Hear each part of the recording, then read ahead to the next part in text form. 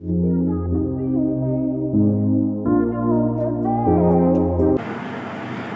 दोस्तों, exam target परिवार में आप सभी का स्वागत है। हम लोग जो है आज से शुरू कर रहे हैं क्वेश्चन का सॉल्यूशन प्रैक्टिस सेट करेंगे एसएससी 2019 के लिए। और जितने भी क्वेश्चंस होंगे उसको आप लोग बहुत अच्छे से पढ़िए। हर क्वेश्चन के बाद हम आपको थोड़ा सा समय देंगे, आप उसका आंसर कमेंट बॉक्स में बताइए, फिर हम जो है उसका आंसर बताएंगे। ठीक है, तो स्टार्ट करते हैं। आज थोड़ा कम क्वेश्चन है, कल से ज्यादा क्वेश्चन रहेंगे आपके। ठीक है, पूरा एक प्रैक्टिस सेट टेस्ट सीरीज की तरीके से चलेगा। क्वेश्चन आपको आंसर पहले देना है, बाद में हम देंगे। ठीक है, तो पहला क्वेश्चन है स्टोन आर क्लासिफाइड अंडर। देखिए स्टोन तीन प्रकार से क्लासिफाइड किए गए हैं, इग्नियस, सेडिमेंट्री और मेटामॉर्फिक। ठीक है, इग्नियस रॉक क्या होती है? जो आपके जो लावा होते हैं, मैग्मा होते हैं, जो ज्वालामुखी के उनके ठंडे होने से जो बनती है उसे हम इग्नियस रॉक कहते हैं। सेडिमेंट्री रॉक क्या होती है? सेडिमेंट्री रॉक होती है कि जब कोई भी रॉक कह सकते हैं, कोई भी पार्टिकल्स जो है एक लेयर में जो है क्या होते हैं, जमते हुए चले जाते हैं, तो उनसे जो चट्टान बनती है उसे सेडिमेंट्री रॉक कहते हैं। और अगर मेटामॉर्फिक रॉक की बात करें तो इग्नियस और सेडिमेंट्री रॉक को अगर जो है उनकी कायांतरित चट्टानें होती है, उनका रूप परिवर्तन होकर मेटामॉर्फिक बनती है। ठीक है, तो इसमें दिया है, उदाहरण दिया है, इग्नियस का उदाहरण दिया है, सेडिमेंट्री का दिया है और मेटामॉर्फिक का दिया है। तो इसमें बताना क्या है आपको कि कौन सा एग्जांपल गलत है। ठीक है, तो इग्नियस में बेसाल्ट और ग्रेनाइट दिया है, तो बेसाल्ट और ग्रेनाइट दोनों इग्नियस होती हैं, तो सही है। अगला है सेडिमेंट्री।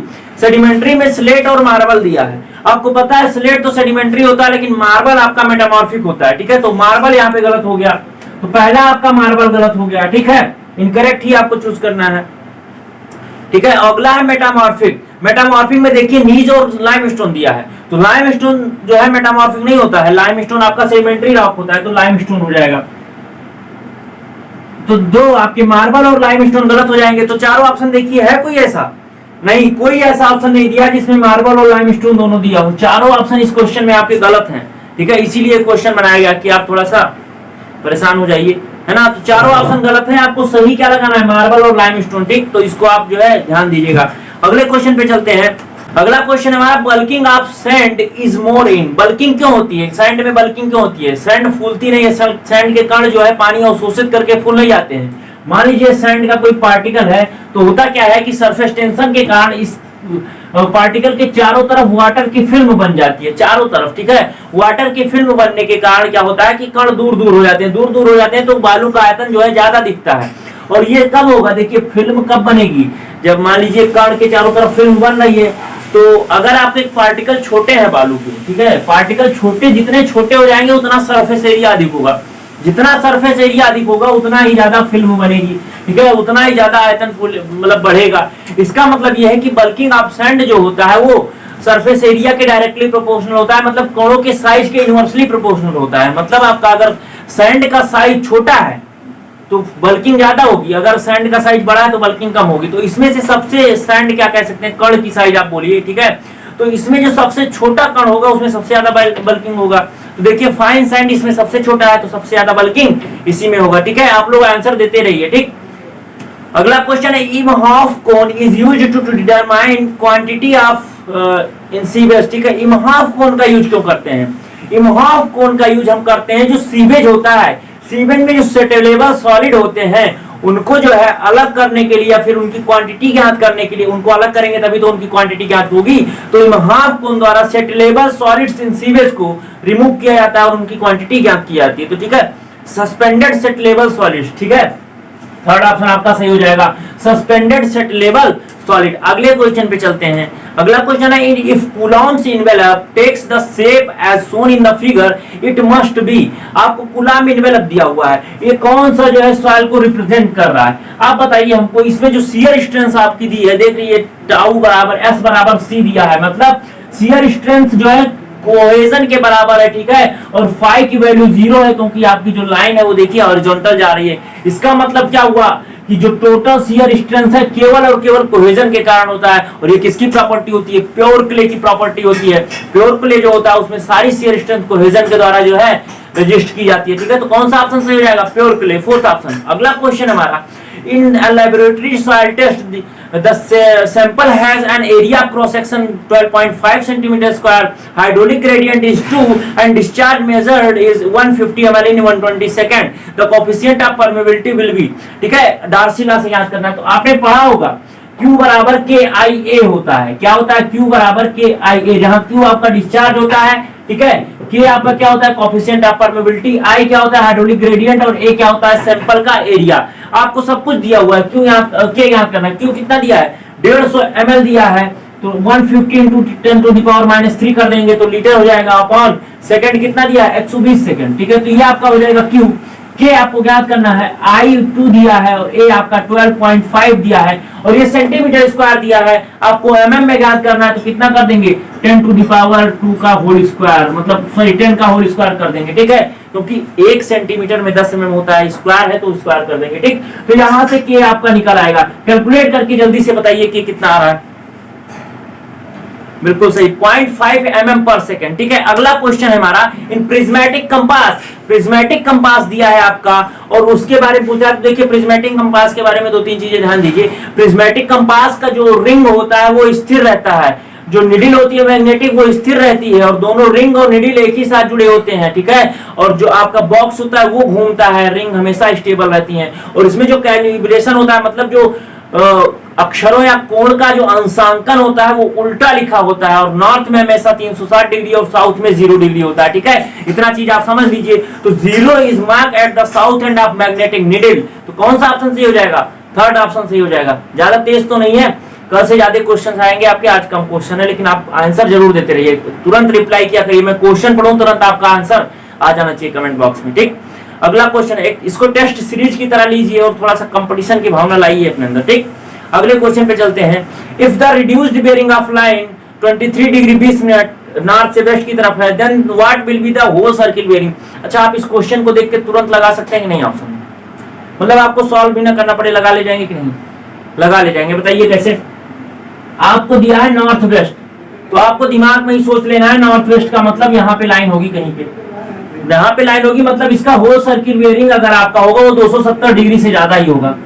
270 डिग्री से ज्यादा है, इसका मतलब इसमें से कोई ऑप्शन ऐसा है जो 270 से ज्यादा है, एक ही ऑप्शन है 336 डिग्री 40 मिनट, तो यही सही हो जाएगा, ठीक। और वैसे भी आप निकालेंगे तो ये दिया है 23 डिग्री 20 मिनट दिया है ना, 23 डिग्री 20 मिनट दिया है, तो इसको आप 360 में से 23 डिग्री 20 मिनट घटाएंगे, इतना प्रोसेस करेंगे तो आपका आएगा ये ऑप्शन 336 डिग्री 40 मिनट, और उससे अच्छा आप यही देख लें, ठीक। क्वेश्चन को करने का तरीका, समय बचाना है आपको, ठीक है, तो ये ध्यान रखिएगा। अगला क्वेश्चन है, which of the following test is not conducted on the limestone. Limestone पर कौन सा टेस्ट जो है कंडक्ट नहीं किया जाता है। देखिए एसिड टेस्ट भी लाइमस्टोन पर किया जाता है, बॉल टेस्ट आपको पता होगा, जो लाइमस्टोन का मतलब क्या कहते हैं, जो लाइम जिससे मसाला बनाना है उसका बॉल बनाते हैं, फिर उसको सुखाते हैं, फिर देखते हैं उसमें दरार पड़ी है कि नहीं, मतलब वर्केबिलिटी टेस्ट किया जाता है बॉल टेस्ट से। हीट टेस्ट आप देखे होंगे सीमेंट का भी किया जाता है, लॉस ऑफ हीट, मतलब हीट के कारण कितना लॉस हो रहा है, ठीक है, ये सारे टेस्ट किए जाते हैं, लेकिन स्टड पुल ऑफ टेस्ट नहीं किया जाता, ठीक है। तो फोर्थ ऑप्शन आपका सही हो जाएगा, ठीक। आंसर देते रहिए आप लोग। लिखा है which of the following case will result in reduction in the bearing capacity of soil. इसमें आपको बताना है कि कौन सा केस ऐसा है जो बियरिंग कैपेसिटी ऑफ सॉइल को रिडक्शन करेगा, मतलब आपकी फुटिंग बनाई जा रही है किसी जगह पे, तो किस कारण से आपकी बियरिंग कैपेसिटी जो है रिडक्शन करेगी। देखिए रिडक्शन फैक्टर आपने पढ़ा होगा सॉइल मैकेनिक्स में। देखिए अगर आपकी ये फुटिंग है, ठीक है, ये आपकी फुटिंग है, इसकी चौड़ाई अगर बी है तो वाटर टेबल इससे बी गहराई पर, ठीक है, मतलब बी जिसकी जितनी चौड़ाई उससे उतने गहराई पर या उससे अधिक गहराई पर अगर आपका वाटर टेबल है तो बियरिंग कैपेसिटी में कोई रिडक्शन नहीं होता है, मतलब इसके चौड़ाई के बराबर गहराई पर या उससे अधिक गहराई पर होगा तो कोई रिडक्शन नहीं होगा। लेकिन जैसे ही इसके अंदर पहुंचेगा वाटर टेबल जो है बियरिंग कैपेसिटी जो है रिड्यूस होने लगेगी। तो पहला ऑप्शन दिया depth of water table below the base of the footing is equal to और greater than the width of footing, यही मैंने बताया अभी आपको। तो इसका मतलब पहला तो सही होगा फुटिंग के हिसाब से, लेकिन क्वेश्चन के अनुसार पहला गलत होगा, क्योंकि इसमें पूछा है कौन सा जो है कारक होगा जिससे बियरिंग कैपेसिटी आपकी रिड्यूस होगी। तो सेकंड पढ़िए, depth of water table below the base of the footing less than the width of footing, ठीक है, तो इससे रिड्यूस होगी, मतलब क्वेश्चन के हिसाब से ऑप्शन सही हो गया। दूसरा water table is at the level of base of footing, यहां पर आ गया तब भी रिड्यूस होगा, 50% रिड्यूस हो जाएगा, ठीक है। बेस ऑफ फुटिंग पर अगर वाटर टेबल आ जाता है तो 50% जो है बियरिंग कैपेसिटी रिड्यूस हो जाती है, इसको भी ध्यान रखिएगा, ये भी सही होगा क्वेश्चन के हिसाब से। Water table is above the base of footing, base of footing के ऊपर चला जा रहा है, इसका मतलब इससे भी रिड्यूस होगा, तो सेकंड, थर्ड और फोर्थ आपका सही होगा। अगले क्वेश्चन पे चलते हैं कि compressive strength of any individual brick tested in the sample shall not be fall the minimum compressive strength is specified for the corresponding class of brick by more than, मतलब आपको बताना है कि अगर आप 50 ब्रिक 100 ब्रिक ले रहे हैं, उसका आप जो है क्या कंप्रेसिव स्ट्रेंथ टेस्ट करिए और जो है एवरेज कंप्रेसिव स्ट्रेंथ निकाल लीजिए। माना आपका एवरेज कंप्रेसिव स्ट्रेंथ 10 आया, यूनिट कुछ भी हो सकती है। अब आप प्रत्येक जो मतलब 100 ब्रिक्स थे, जितने भी सैंपल आप ब्रिक्स थे, उनका अलग अलग जो है इंडिविजुअल कंप्रेसिव स्ट्रेंथ निकालिए और उन दोनों के बीच में जो एवरेज वैल्यू आ रही है और इंडिविजुअल जो कंप्रेसिव स्ट्रेंथ आ रही है, उनके बीच में 15% से अधिक का अंतर नहीं होना चाहिए। ठीक है, ये ब्रिक के लिए होता है। ठीक, यही पूछा गया है। अगला क्वेश्चन है हमारा कि when liquidity index is greater than 1, मतलब लिक्विडिटी इंडेक्स IL आपका जो 1 से ज्यादा हो जाएगा, इसका मतलब क्या हुआ कि जो नेचुरल वाटर कंटेंट है आपके सॉइल में वो लिक्विड लिमिट से ज्यादा हो गया है। इसका मतलब आपकी सॉइल किस स्टेट में है? लिक्विड स्टेट में है। ठीक, यही पूछा गया आपका कि लिक्विड लिमिट 1 से ज्यादा हो जाएगा, इसका मतलब नेचुरल वाटर कंटेंट आपका जो है फॉर्मूला रखेंगे आप जब इसमें, तो आपको ये निकल के आएगा कि लिक्विड लिमिट जो है नेचुरल वाटर कंटेंट आपका लिक्विड लिमिट से ज्यादा हो जा रहा है। इसका मतलब सॉइल आपकी कैसी स्टेट में है? लिक्विड स्टेट में। अगले क्वेश्चन पे चलते हैं कि the freshly cut surface of timber should exhibit, अगर आप किसी टिम्बर को फ्रेशली काटते हैं, ताजा कटी हुई टिम्बर है, तो क्या उसमें पहला चीज तो जो है हार्डनेस दिखता है, दूसरा आपका क्या दिख रहा है? साइन, क्योंकि सैप होता है उसमें। ठीक है, और सैप जब आप क्या करते हैं, सुखा देते हैं, तो साइनिंग खत्म हो जाती है। अगले क्वेश्चन पे चलते हैं, हार्डनेस और बढ़ जाती है। दिखता है ए particle passes through the 4.75 mm IS sieve and retained on the 0.075 mm यानी 75 माइक्रोन IS sieve, मतलब 4.75 mm की सीव से जो है पास हो जा रहा है, 75 माइक्रोन की सीव पर रुक जा रहा है, तो कौन सा पार्टिकल होगा? आपका सैंड होगा। आपने पढ़ा होगा, ये तो बहुत आसान क्वेश्चन है। ठीक, क्या होगा? सैंड होगा। अगले क्वेश्चन पे चलते हैं। बारिश के मौसम में इसे इसकी अधिकतम क्षमता तक संयुक्त विसर्जन को वहन करना पड़ता है और गर्मियों में यह अधिकतम 5 से 10% भी हो सकता है। इसमें निम्नलिखित में से किस प्रकार का सीवर उपयुक्त होगा? आप समझ रहे हैं ये कंबाइंड सीवर की बात कर रहा है। देखिए कंबाइंड सीवर मतलब इसमें जो है वर्षा का पानी भी आ रहा है और सीवेज का भी पानी आ रहा है। तो कंबाइंड के लिए आपको पता होगा अंडाकार सीवेज जो है, ठीक है, तो इसमें आपको 10% 15% जो भी दिया है, 5 से 10%, ये आपको केवल फंसाने के लिए दिया है। आप तुरंत देख के क्वेश्चन को लगा देंगे। अगला क्वेश्चन है which of the following statement is incorrect. आपको इनकरेक्ट स्टेटमेंट चुनना है about the most efficient triangular section open channel. Triangular section दिया है आपका और इसमें से मोस्ट जो है इकोनॉमिकल सेक्शन या मोस्ट एफिशिएंट सेक्शन की कौन सी ऐसी मतलब कंडीशन है जो नहीं है। ठीक है, देखिए लिखा है the top width of flow is twice of the depth of water. ये आप तो निकालते हैं ना, तो इसमें तो यही होता है ना कि जो आपका डी होता है वो किसके बराबर होता है?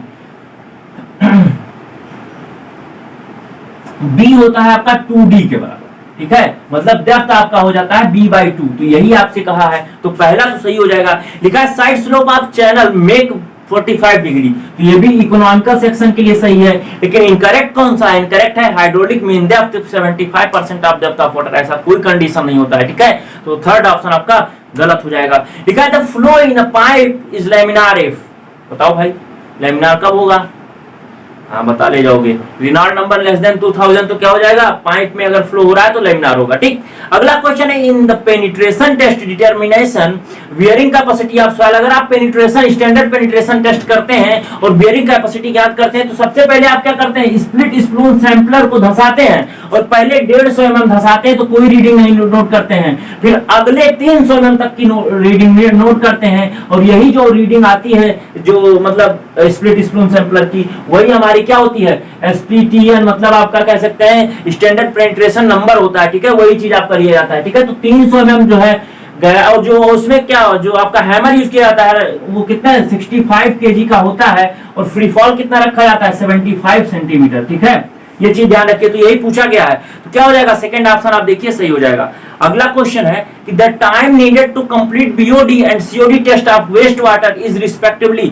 मतलब आपको BOD और COD टेस्ट करना है तो कितना समय लगेगा? आपको पता है BOD आप करते हैं 20 डिग्री सेंटीग्रेड पर 5 दिन में। ठीक है, और COD करते हैं आप 3 आवर्स में। 3 से 5 आवर्स लगते हैं COD टेस्ट। ठीक है, तो आप जो इसमें से देख लीजिए BOD 5 days, COD 3 days 3 hours, तो कौन सा हो जाएगा? थर्ड ऑप्शन आपका सही हो जाएगा। अगला क्वेश्चन है seasoning of timber does not increase it.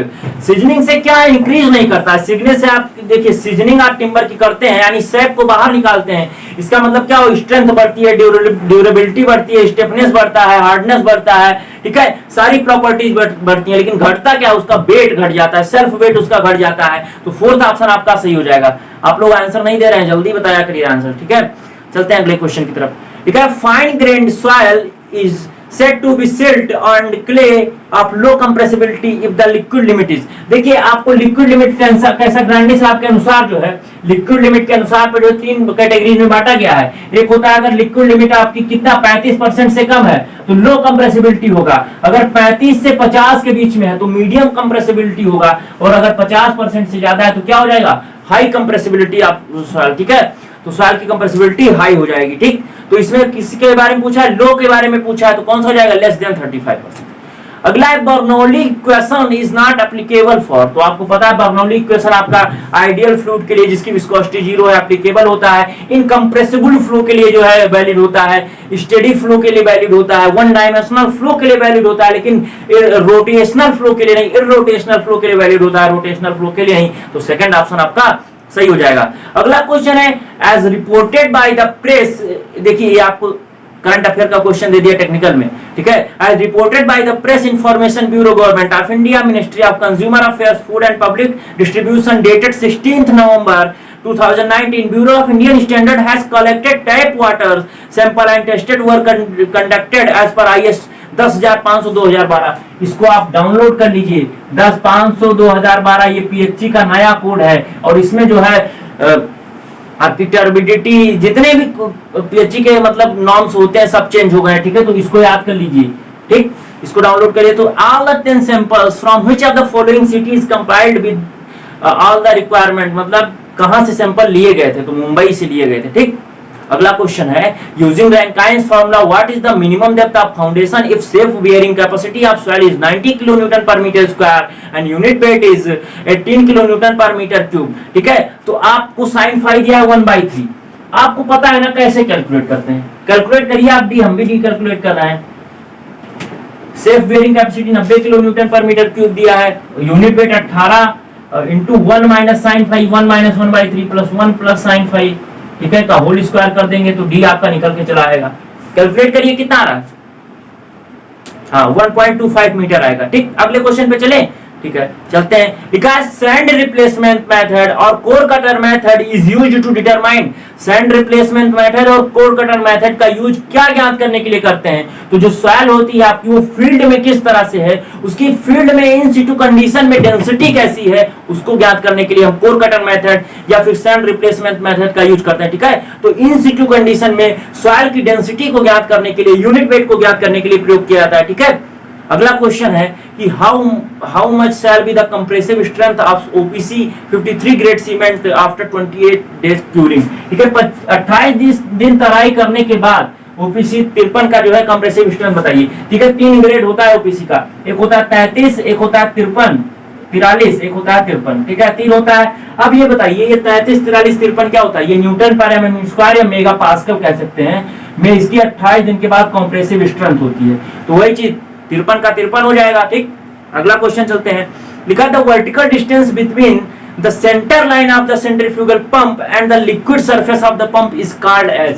देखिए सेंट्रीफ्यूगल पंप है आपका, मान लीजिए पंप का सेंटर ये है, ठीक है, पंप का सेंटर ये है, वाटर सरफेस यहाँ से पाइप द्वारा पानी खींचा जा रहा है, वाटर का सरफेस ये है और ये आपका डिलीवरी पाइप लगी हुई है यहाँ से, ठीक, यहाँ से पानी फेंका जा रहा है। तो यहाँ सेंटर लाइन से यहाँ तक की बीच की दूरी को सक्शन हेड कहते हैं, और यहां से इसके सेंटर लाइन डिलीवरी तक के बीच की दूरी को डिलीवरी हेड कहते हैं, ठीक है। और वह हेड जिसके अगेंस्ट सेंट्रीफ्यूगल पंप कार्य करता है उसे मैनोमेट्रिक हेड कहते हैं, ठीक है।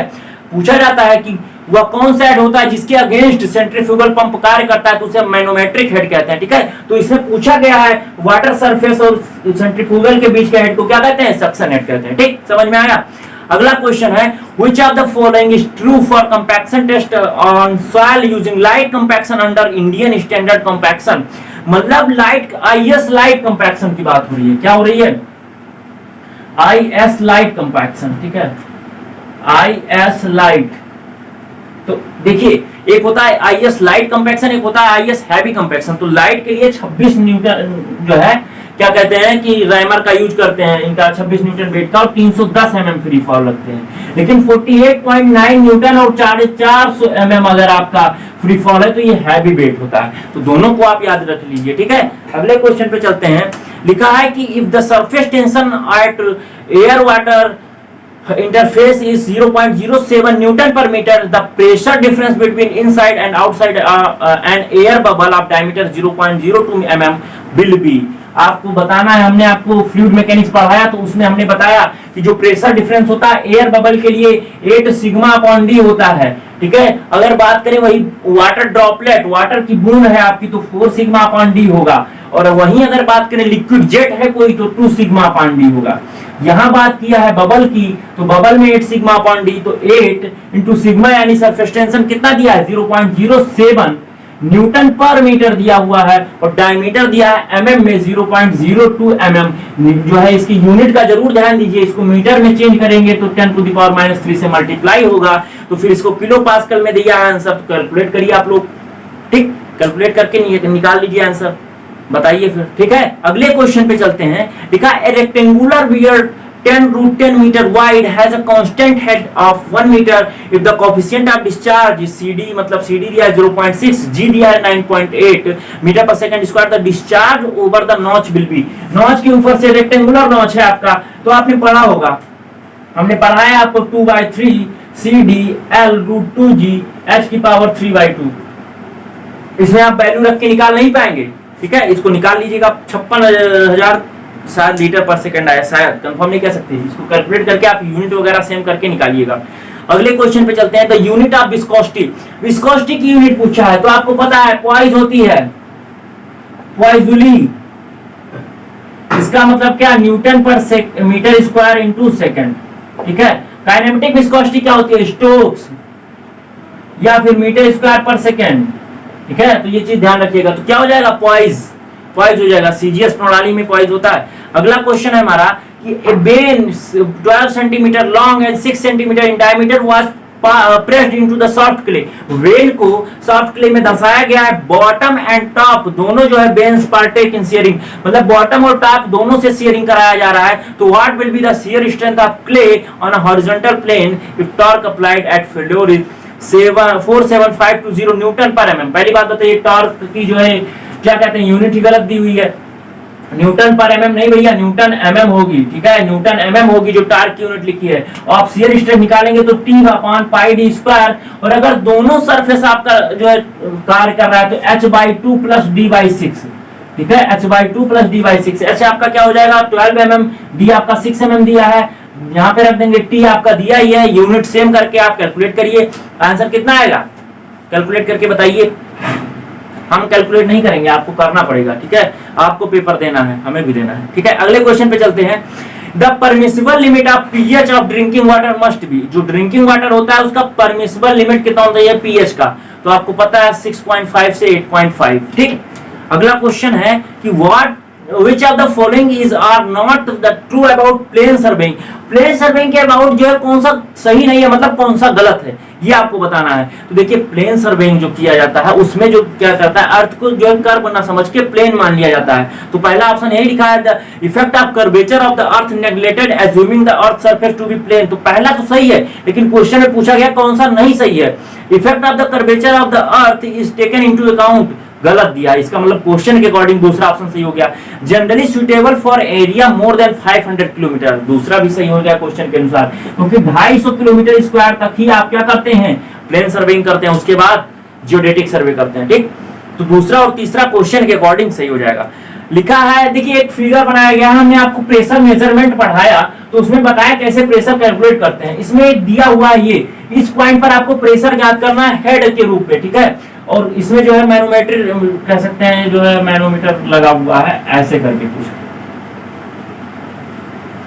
ठीक। इसमें 2 लिक्विड भरे हुए हैं, ठीक है। एक लिक्विड तो मान लीजिए यहां तक है,